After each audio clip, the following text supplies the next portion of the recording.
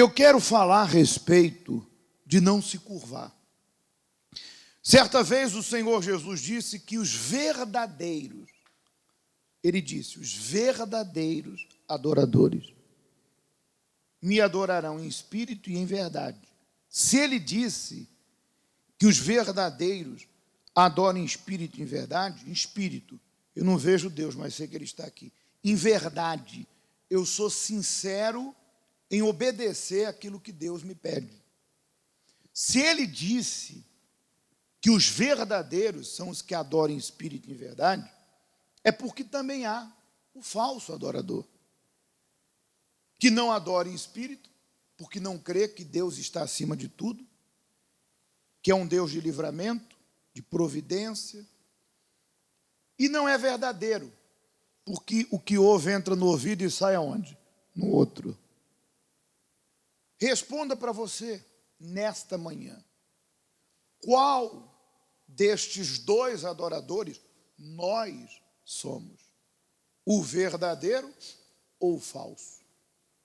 A ideia que Satanás quer que todos nós tenhamos é a seguinte: o diabo diz assim: você acha que todo mundo, que usa todo mundo, né, vai conseguir?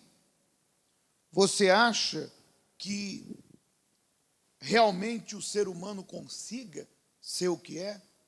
O que Deus lhe pede, perdão? Ou chegar onde Deus quer que chegue? Dada a condição da pessoa, ela pensa o seguinte: da mesma maneira que eu não temo, muitos não temem. Da mesma maneira que eu alimento esse sentimento, muitos alimentam. Verdade. Mas você não pode generalizar em achar que aqueles que estão aqui dentro, todos têm a mesma postura, porque não tem. Há pessoas que ela tem uma postura diante de Deus, tal qual Sadraque, Mesaque e Abidnego. Que postura? Eu não vou me curvar. Eu não vou vender a minha salvação. Eu não vou trocar o verdadeiro pelo falso. Eu não vou me entregar aos caprichos da carne ou do pecado que alimenta coisas e sentimentos para que eu acabe me deixando levar e perca a minha salvação.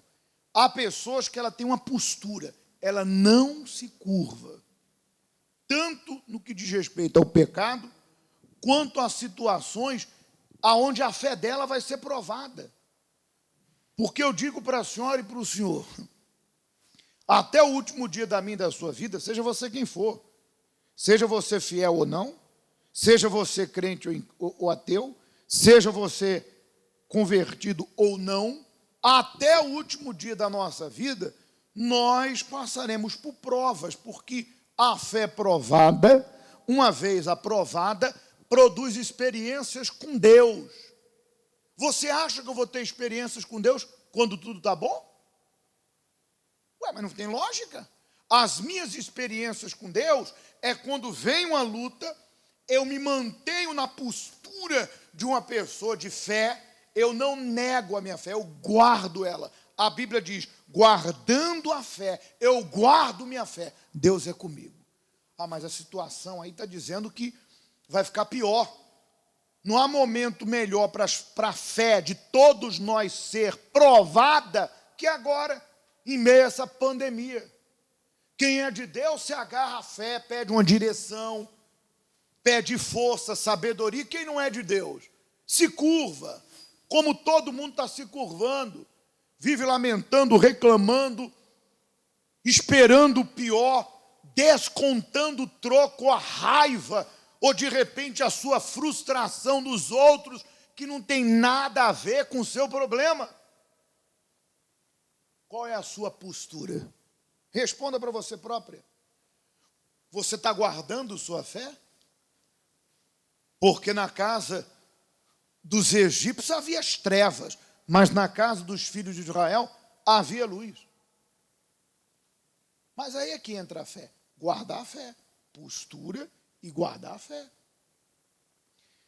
E a ideia que se tem, e que Deus, na época de Israel, o povo estava dividido Elias disse assim: só eu sobrei, Senhor. Todo mundo se entregou.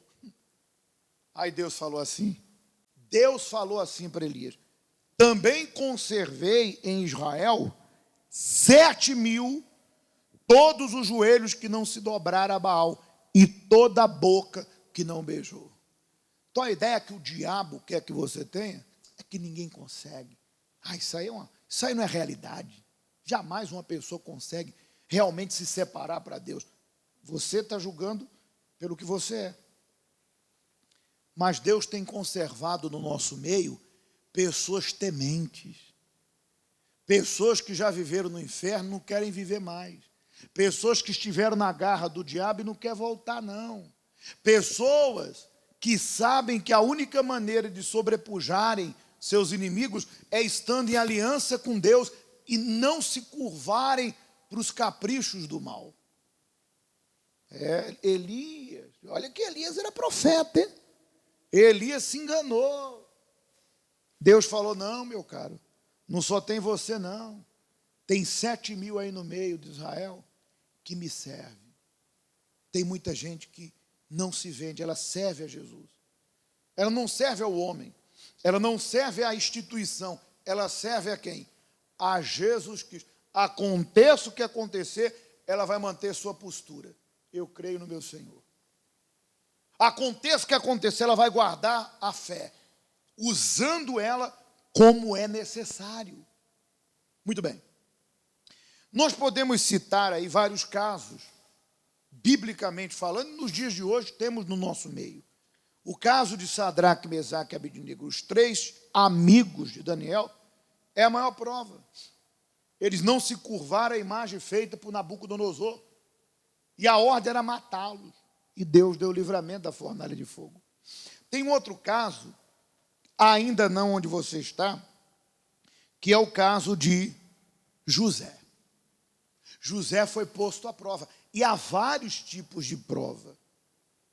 Injustiça, tentação, tribulações que são problemas. O de José foi uma tentação. José era atraente, de boa aparência. E depois de certo tempo, a mulher do seu senhor começou a cobiçá-lo. E o convidou e disse: vem, deita-te comigo.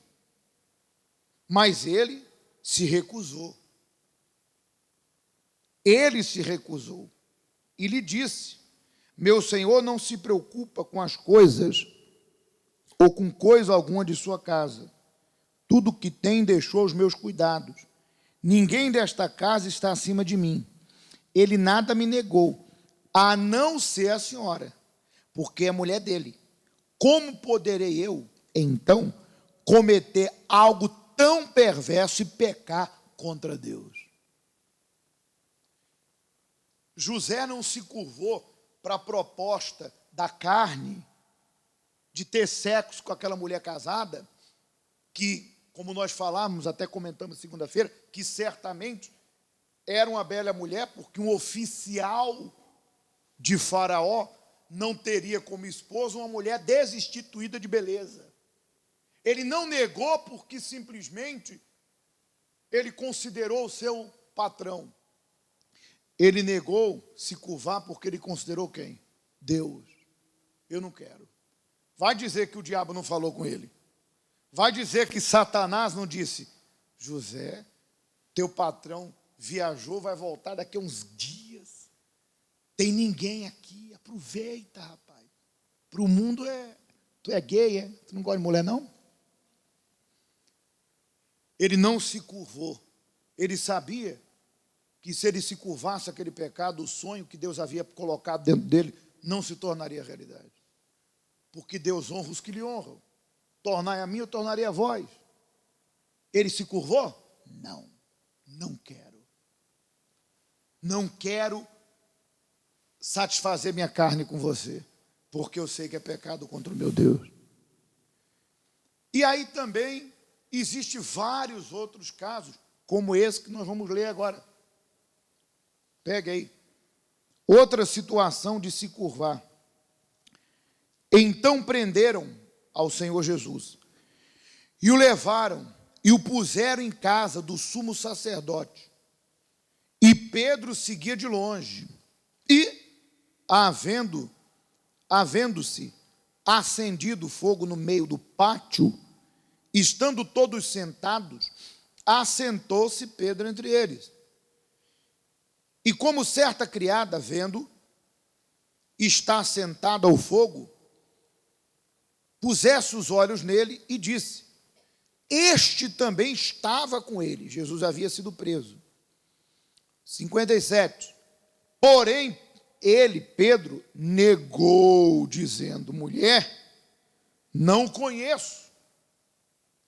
E um pouco depois, vendo outro, disse também: tu és também deles.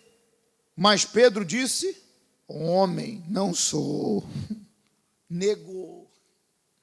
Se curvou ao medo. E passando quase uma hora, um outro afirmava, dizendo: também este verdadeiramente está com ele, pois também é galileu. E Pedro disse: homem, não sei o que dizeis. E logo estando ele ainda a falar, cantou o galo. E virando-se o Senhor, porque ele estava ali diante de Jesus, e virando-se o Senhor, olhou para Pedro. Imagina o olhar de Jesus. Imagina, Jesus olhou, o galo cantou, Pedro negou, se curvou, Jesus olhou para ele, e no olhar já falou tudo. Eu não te disse? Quando te converteres, salva os teus irmãos. Jesus olhando para ele, e virando-se o Senhor, olhou para Pedro. E Pedro lembrou-se das palavras do Senhor, como lhe havia dito: antes que o galo cante, hoje me negarás o quê? 3 vezes. Veja que, é óbvio, o novo nascimento é necessário para todos nós, para que a gente continue até o fim. Mas quando uma pessoa se converte a Jesus, que ela troca o falso pelo verdadeiro, ela muda de direção. Conversão é seguir. Ela segue o Senhor, confiantemente. Jesus havia dito para Pedro que ele ainda não era convertido, e que quando ele se convertesse, ele salvaria muitos, como aconteceu. Nessa ocasião, qual foi a proposta do mal? O medo de sofrer as mesmas consequências que o Senhor estava a sofrer, ser preso e martirizado. Pedro não quis se expor, ou não quis assumir essa fé, e negou Jesus. Às vezes, veja que existem várias formas do mal nos provar, ou de sermos provados por uma situação, e uma delas é o mundo vir contra você porque você segue Jesus. E tratar como se você tivesse errado e eles estivessem certos. Como se você estivesse cometendo um erro em ser verdadeiro, sincero, puro, em ler a palavra, em buscar Deus. É como se tudo isso, para o mundo ridicularizado, para o mundo algo fora de padrão, algo do passado, de repente até uma filosofia barata ao critério do mundo.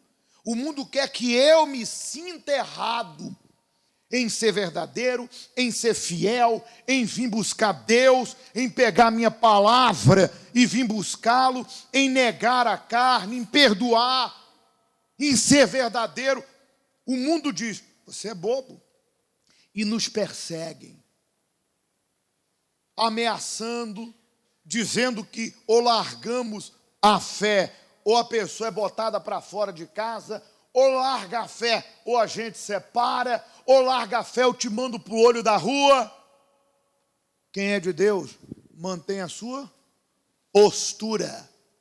Quem é de Deus, quem realmente o aceitou e o segue confiantemente, não vai se curvar.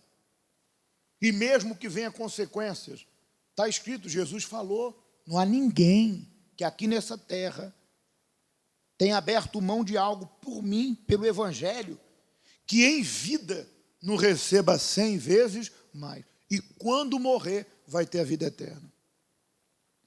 Mas aí cada um faz a sua escolha. Veja que quando Pedro se converteu, recebeu o Espírito Santo, esse mesmo Espírito que estava sobre Daniel, que tinha um espírito excelente, e sobre os seus amigos, que tinha um espírito excelente, e a Bíblia fala sobre isso. Quando ele recebeu, bem, não está registrado na Bíblia esse acontecimento, mas sabemos que Pedro foi preso, Pedro foi perseguido, e diz a história que ele foi crucificado, e não se achando digno de ser crucificado como o Senhor, pediu para que o crucificasse de cabeça para baixo. O homem foi até o fim com Deus, com Jesus Cristo. Amém?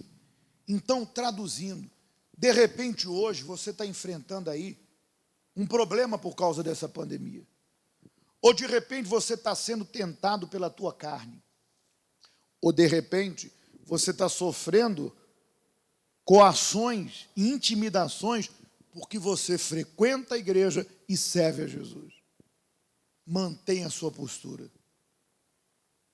Porque se Deus é por nós, e o nosso Deus é fiel, guarde sua fé. Não negue a sua fé. Cuidado com pessoas indiferentes, que estão nem aí para as coisas de Deus. São pura carne. O negócio delas é o mundo, a vaidade, o dinheiro, sexo, orgulho e ostentar. Vivem escravo do seu próprio ventre, servindo a si próprio. São pessoas desafeiçoadas com as coisas de Deus. Estão nem aí. Tem reverência nenhuma. Estão nem aí.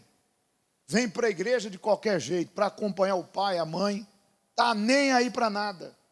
Se senta, às vezes, no banco da igreja, parece que está sentado no sofá do cinema para assistir.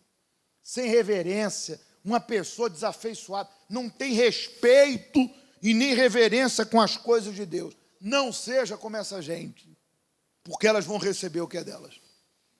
Porque Deus está dando a chance delas honrarem Jesus e elas não estão honrando. Mas lá fora honra a vaidade, o pecado, as más companhias, quando deveriam honrar a Deus. Mas cada um faz da sua vida o que quer. Mas no final, não reclama, porque Deus está dando a chance. Ele disse: arrependei-vos cada um das suas obras más e receberão o perdão. Então, nessa manhã, nós vamos buscar a força de Deus. Se você reconhece que tem se curvado, você vai confessar e vai pedir a ajuda de Deus para você ser como Sadraque, Mesaque e Abednego, como José e como Pedro, que errou, mas depois que se entregou por inteiro, passou a ter uma fé e uma postura de homem de Deus. Amém?